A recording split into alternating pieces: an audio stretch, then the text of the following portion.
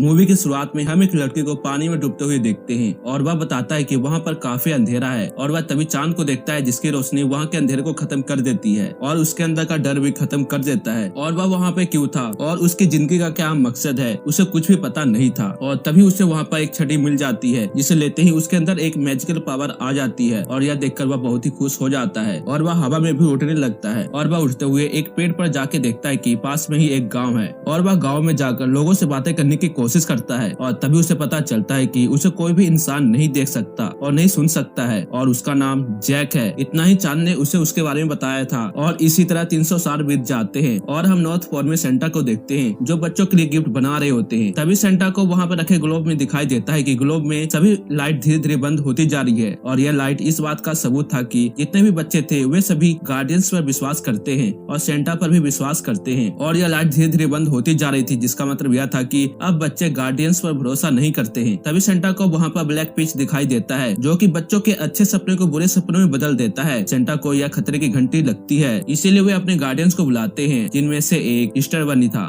जो Easter festival के दिन में बच्चों के घर में जाकर उन्हें रंग बिरंगे अंडे देते हैं और दूसरी गार्डियन टूथ फेरी होती है जो बच्चे के तकिए के नीचे से उनके दांतों को निकाल कर अपने पास में ले आती है और ये सभी काम टूथ फेरी के नन्हे नन्हे परिया करती है। और तीसरा गार्डियन सैंडमैन था जो बच्चों के सपने में जाकर उन्हें अच्छे अच्छे सपने दिखाया करता था और उन्हें अच्छाई और सच्चाई के रास्तों पर चलने की सीख देता था। सेंटा सभी को बताता है कि हम पर बहुत ही बड़ा खतरा आने वाला है क्योंकि उसने ब्लैक पिच को देखा है और तभी वहाँ पे चांद की रोशनी पड़ती है और चांद की रोशनी में जैक की परछाई नजर आ रही थी और चांद इन सभी को एक नया गार्डियन दे रहा था। जैक को देखकर बनी खुश नहीं होता क्योंकि उसे लगता है कि जैक एक स्वार्थी लड़का है और वह गार्डियन बनने के लायक नहीं है, लेकिन सेंटा कहता है कि अगर चांद ने उसे गार्डियन चुना है तो इसके पीछे कुछ बहुत ही बड़ा मकसद होगा। फिर हम जैक को देखते हैं जो बच्चों के साथ अपने मैजिकल पावर के साथ में खेल रहा था और उसे ऐसा करने में काफी अच्छा लग रहा था और वह सर्दियों में सारा दिन ऐसे ही गुजारता था और उसको इस बात से परेशानी थी कि कोई भी बच्चा उस पर बिलीव नहीं करता जिसकी वजह से वह किसी भी बच्चे को दिखाई नहीं दे सकता था और जो बच्चे उस पर बिलीव करेंगे वही बच्चा उसे देख सकता है। और जैक वहीं पे खेल रहे एक जिमी नाम के लड़के को अपने होने का एहसास दिलाने की कोशिश करता है। जिमी अपने दोस्तों के साथ बर्फ में खेल रहा था। जैक अपने मैजिकल पावर की मदद से उसे बर्फ की स्लाइडिंग कराता है और ऐसा करने में उसे बहुत ही मजा आ रहा था, लेकिन वह यह नहीं समझ पाता कि यह सब जैक की वजह से हो रहा है और यह देखकर जैक काफी ज्यादा उदास हो जाता है और वह वहाँ से चला जाता है। और रात को जैक चांद से बातें करने लगता है कि उसने उसे क्यों बनाया, उसका मकसद क्या है। और तभी जैक वहाँ पर सैंडमैन को देखता है जो सैंडमैन की सुनहरी रोशनी बच्चों को अच्छे सपने देने के लिए जा रही थी और यह देखकर जैक बहुत ही खुश हो जाता है और सभी बच्चे अपने अच्छे सपने देखने लगते हैं। लेकिन तभी वहाँ पर ब्लैक पिच आकर उनके सपनों को बुरे सपनों में बदल देता है और वे अपनी काली शक्तियों की मदद से हर एक अच्छे सपने को बुरे सपनों में बदल देता है। और इसके बाद हम जैक को देखते हैं और उसको एक शहर में बनी नजर आता है और ये लोग जैक को पकड़कर एक पोर्टर की मदद से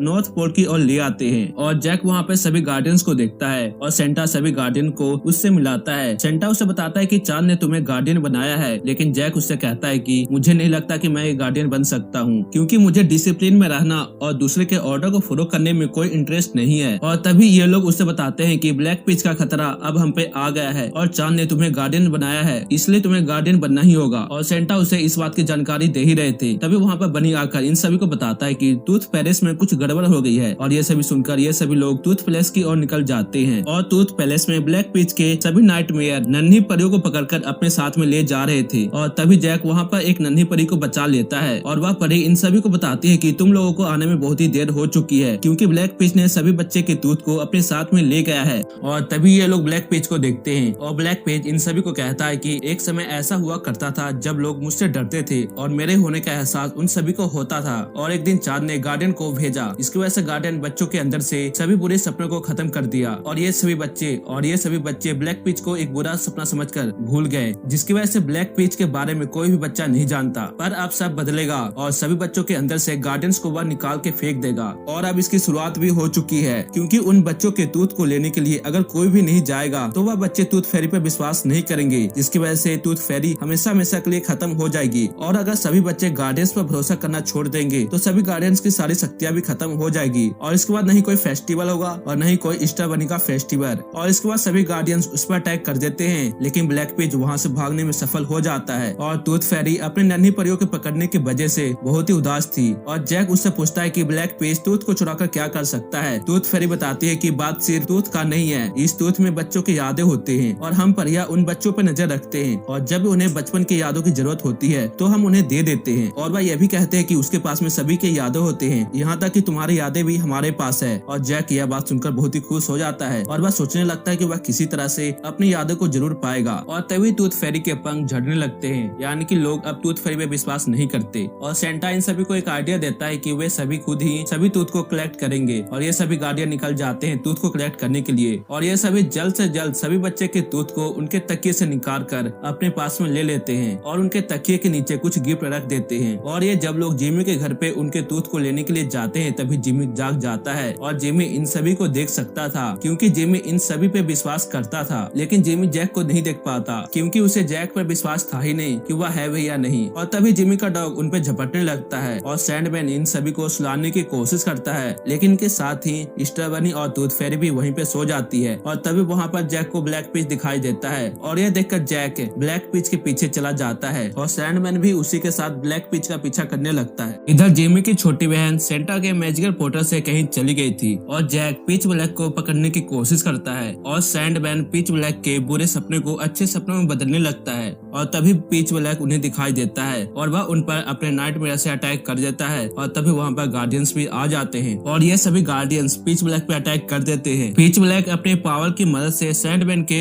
अच्छे सपने को बुरे सपनों में बदल देता है, जिसकी वजह से सैंडमैन की हालत और भी खराब होती जा रही थी। और जैक उसे बचाने की कोशिश करता है लेकिन वह उसे बचा नहीं पाता, लेकिन जैक अपनी पावर की मदद से पिच ब्लैक के सभी अटैक को खत्म कर देता है। और जैक समझता है कि सैंडमैन की ऐसी हालत उसकी वजह से हुई है। पर सेंटा उसे कहते हैं कि तुमने कई लोगों की जान बचाई है। और सेंटा ग्लोब में देखता है कि ग्लोब की लाइटें धीरे धीरे बंद होती जा रही है। और तभी बन्नी उन सभी से कहता है कि अब सब ठीक हो जाएगा क्योंकि कल ईस्टर फेस्टिवल है और मैं इस फेस्टिवल में जाकर सभी बच्चों को रंग बिरंगे एग्स दे दूंगा, जिसकी वजह से वे सभी हम गार्डियंस पर बिलीव करने लगेंगे और पिच ब्लैक भी कुछ भी नहीं कर पाएगा। और बन्नी उन सभी को अपने महल ले जाता है और वह महल में देखता है कि जिमी की छोटी बहन उसके महल में है जो सेंटा के पोर्टल से आ गई थी। और बन्नी उसे फिर से सुला देता है, जिसके बाद जैक उसे उसके घर छोड़ने के लिए चला जाता है। और जैसे ही वह वहाँ से वापस आ रहा था तभी उसे कुछ आवाजें सुनाई देती है और उसे ऐसा लगता है कि कोई उसे बुला रहा है। और वह उस आवाज का पीछा करते हुए एक सुरंग तक पहुँच जाता है जो कि बहुत ही गहरी सुरंग थी और यह आवाज उसी सुरंग से आ रही थी। जिसके बाद जैक उस सुरंग के अंदर चला जाता है और वहाँ पे जैक को सभी नन्ही परियां मिलती है जिसे पिच ब्लैक ने बंद कर दिया था। और वहीं पे सभी टूथ होते हैं और उन्हीं टूथ में से यह आवाज आ रही थी। और जैक वहाँ पर अपने नाम के टूथ को ढूंढने लगता है। तभी वहाँ पर पिच ब्लैक आकर जैक को उसका टूथ दिखाता है और जैक उसका पीछा करने लगता है और वह एक दूसरे सुरंग तक पहुँच जाते हैं जहाँ पर ईस्टर बनी के टूटे हुए एग थे। और इसके बाद वह वहाँ से बाहर निकल जाता है जहाँ पे सभी गार्डियन उससे मिलते हैं और वह उससे पूछते हैं कि तुम अभी तक कहाँ थे। पिच ब्लैक ने हम पे अटैक कर दिया था जिसकी वजह से सभी एग्स खत्म हो गए हैं। और जैक उन्हें बताता है कि वह पिच ब्लैक के साथ था। यह सुनकर उन सभी को बहुत ही ज्यादा गुस्सा आता है और वे कहते हैं कि जब हमें तुम्हारी जरूरत थी तो तुम गायब थे। और इसके बाद हम जिमी को देखते हैं और जिमी और उसके दोस्त को ईस्टर बनी के फेस्टिवल पर एग नहीं मिलते हैं और ये लोग समझने लगते हैं कि गार्डियंस नहीं होते हैं। लेकिन जिमी उन सभी को विश्वास दिलाने की कोशिश करता है कि उसने ईस्टर बनी को देखा है और सभी गार्डियंस होते हैं, पर उसकी बातों पर कोई भी विश्वास नहीं करता।